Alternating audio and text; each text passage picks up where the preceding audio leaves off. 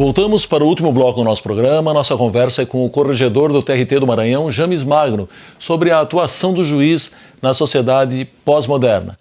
Desembargador, a imprensa frequentemente faz um pré-julgamento de determinados fatos que estão sendo analisados, examinados pelo Poder Judiciário.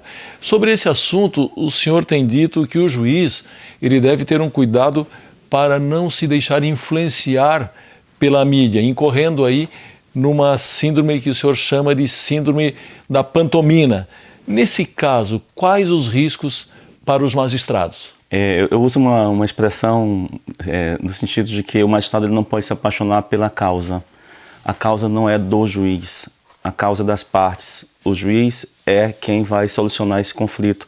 Eu até brinco, eu digo, é como o caso do padre que se apaixona pela noiva no dia do casamento. Não vai dar certo.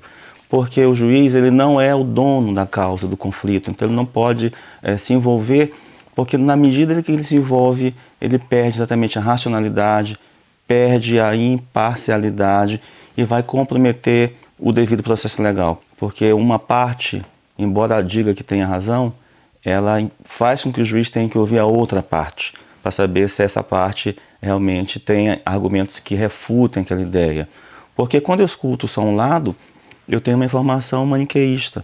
Eu preciso da informação completa das testemunhas, da parte adversa, para formar o meu veredito. Não adianta eu formar o meu julgamento apenas com um lado. Não adianta, então, apenas a mídia influenciar ou pressionar ou dizer fulano é culpado, tem que condenar, tem que condenar, tem que condenar, sem, na verdade, que o juiz tenha acesso a todos os elementos do processo. Bom, alguns assuntos que o Legislativo e o Executivo não conseguem ou não querem resolver acabam indo parar no Judiciário.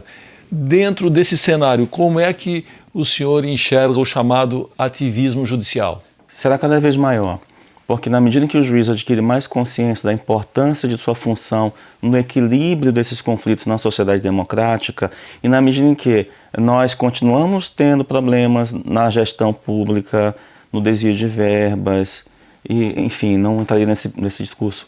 Mas, cada vez mais, o juiz será chamado para participar, e esse ativismo é exatamente para motivar a administração pública a ter qualidade de tudo que é feito. Certo. O senhor é autor do livro A Toda Velocidade Possível, ensaios sobre um mundo em movimento, onde analisa uma série de pequenas situações que foram acontecendo na sociedade aí, num marco temporal aí a partir de 2004, que coincide justamente com a emenda 45, que modificou o artigo 114 da Constituição Federal, com foco no Judiciário. Bom, a pergunta, quais desses eventos tiveram maior influência na magistratura? No caso da Justiça do Trabalho, a afirmação da Justiça do Trabalho como uma justiça que cresce e uma justiça que é reconhecida pela sua importância. Não temos mais juízes classistas, é uma justiça cada vez mais, vamos dizer, imparcial, profissional, bem preparada, e a emenda 45, ao mudar o artigo 114, ela aumenta a chamada competência da Justiça do Trabalho para apreciar um volume maior de causas. Um outro aspecto também que tem que ser mencionado é a criação do CNJ. O CNJ, muitas vezes ele é demonizado, muitas vezes ele é criticado, mas o CNJ tem uma missão constitucional muito importante, que é diminuir as disparidades dentro de um judiciário.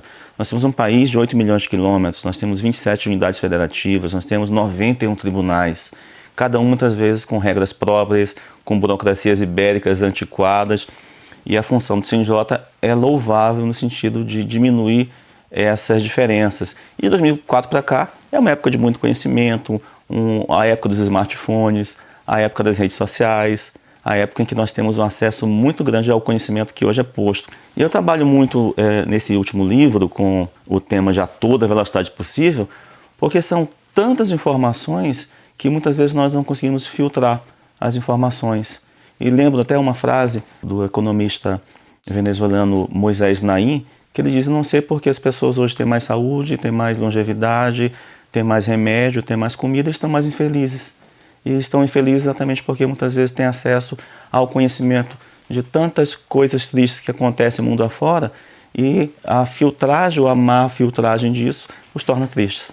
O desembargador José Neide Freitas, do TRT paranaense, ele costuma dizer que o novo juiz que está para surgir das escolas judiciais, ele não será como o juiz de antigamente, o juiz fechado, o juiz recluso, e nem o juiz da sociedade do espetáculo, aquele que faz questão de uma superexposição, por exemplo, na imprensa. Qual a sua opinião a respeito? Também acho que o juiz vai ser cada vez mais técnico, ele vai ser mais preciso na apreciação do julgamento, ele não tem que ter essa preocupação, como eu até mencionei, de querer ser popular ou de mostrar para a sociedade que ele está sendo simpático ou não. A função do juiz é ser sério no julgamento, a credibilidade, a confiança que a sociedade vai ter nesse juiz vai depender exatamente da qualidade dos julgamentos que esse juiz vai ter.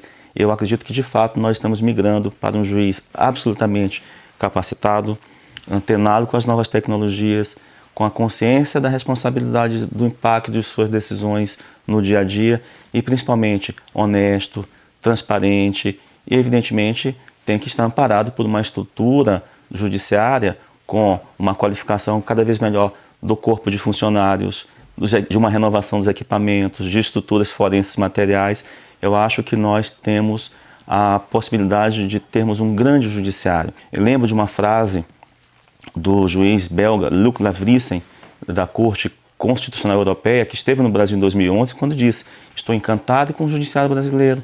E aí as pessoas perguntaram: mas por que um judiciário jovem, com quase metade dos magistrados sendo mulheres, um judiciário transparente, inclusive com TV Justiça, com audiências públicas, um judiciário ativista, que quer mostrar para a sociedade o que faz, e um judiciário onde mais de 90% dos membros ingressam para o concurso público, onde a meritocracia é algo muito positivo em um país que sempre foi muito favorecido pela janela, pelo jeitinho, pelo apadrinhamento, e que cada vez mais será uma figura rara na administração pública e principalmente no judiciário.